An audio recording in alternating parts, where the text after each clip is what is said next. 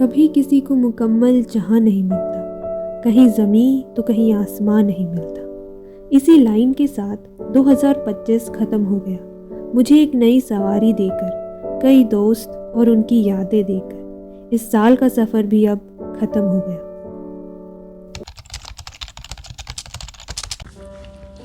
साल 2025 काफ़ी नई चीज़ें मुझे सिखा के गया। मैंने खुद ने भी बहुत नई चीज़ें करी, वो चीज़ें करी जिससे मुझे डर भी लगता था। काफ़ी नए लोगों से मिली, ऐसे लोगों से भी मिली जिनको मैंने पहले कभी देखा भी नहीं था, उनके साथ काम भी करा। तो मेरे लिए ये साल काफ़ी अलग और काफ़ी ख़ास रहा है। और मैंने इस साल को 3 पार्ट्स में डिवाइड करा एक्सपीरियंस के बेस पे।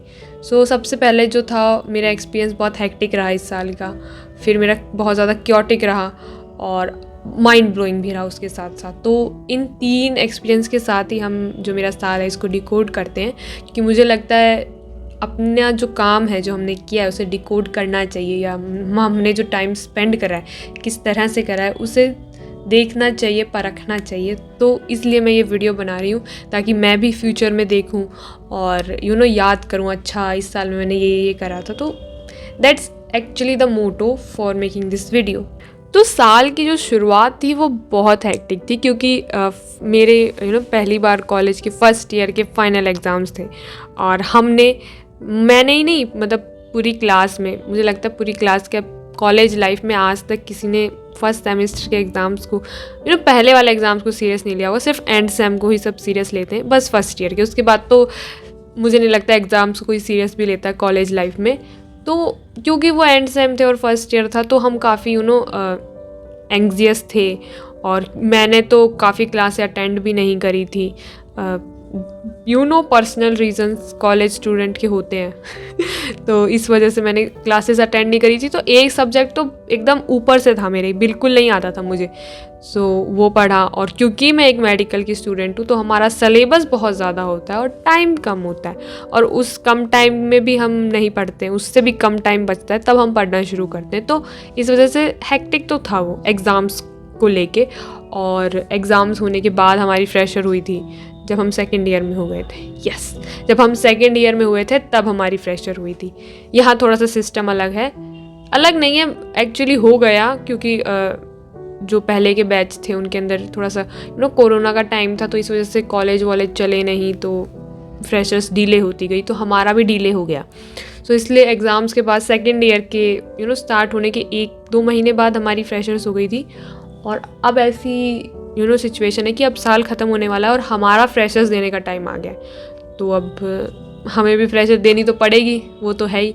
अब बस वही सब चल रहा है, तो इस वजह से भी काफ़ी शेड्यूल हेक्टिक होता जा रहा है। तो ये सब है, तो इस वजह से ये साल हेक्टिक रहा। और अब बात करते हैं कि ये क्योटिक क्यों रहा।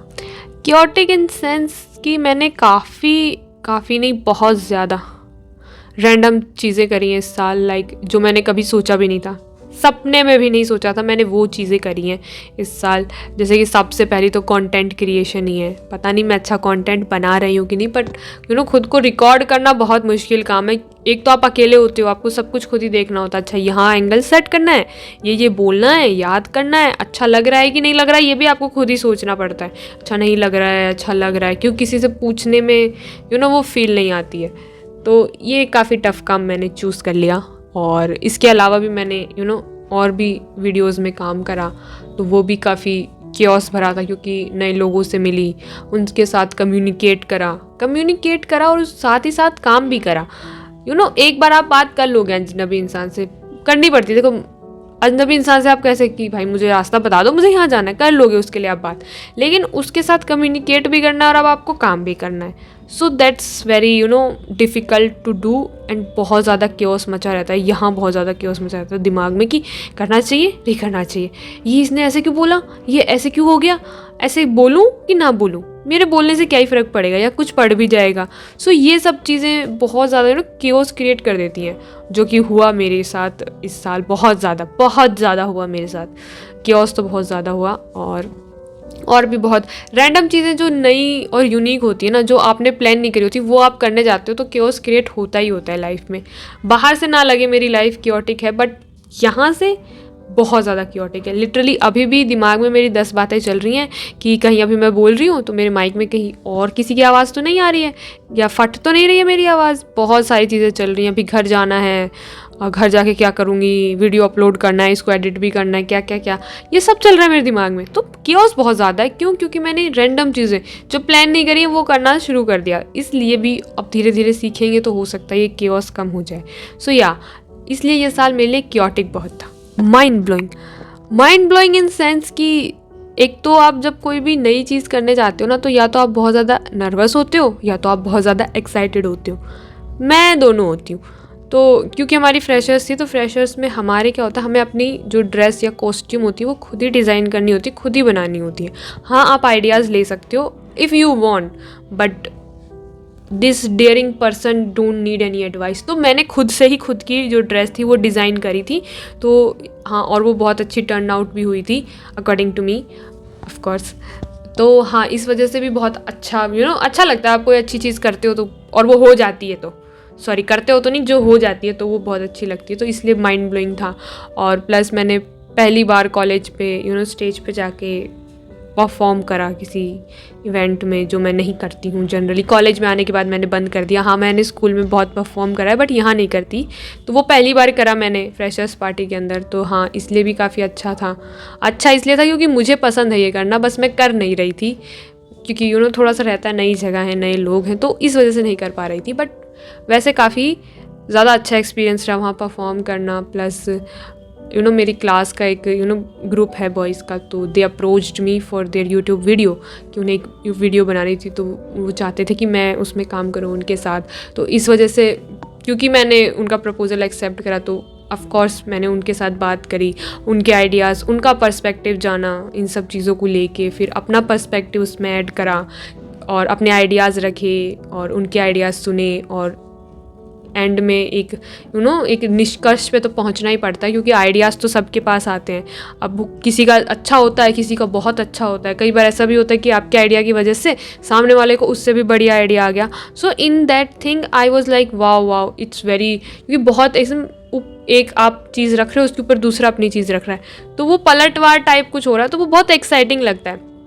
बट वो उसके साथ बहुत ज़्यादा थकाने वाला भी होता है, क्योंकि ये काम कर रहा होता है। और जब ये काम करता है तो आप मेंटली टायर्ड हो जाते हो बहुत ज़्यादा। आपको मज़ा आता है स्टार्टिंग में, बट धीरे धीरे धीरे आप थकने लग जाते हो। सो इस वजह से माइंड ब्लोइंग था एक्सपीरियंस बहुत ज़्यादा, क्योंकि नए लोग थे, उनका पर्सपेक्टिव जाना, उनके एक्सपीरियंसेस जो उन्होंने करे फील करे हैं, वो सुने, समझा, अच्छा ये होता है, और खुद के भी शेयर करे जितना कर सकते थे। तो इन दैट वे ये माइंड ब्लोइंग बहुत रहा है। मुझे तो लगता है कि मुझे इस साल बहुत मज़ा आया, क्योंकि मैंने बहुत सारी नई चीज़ें करी।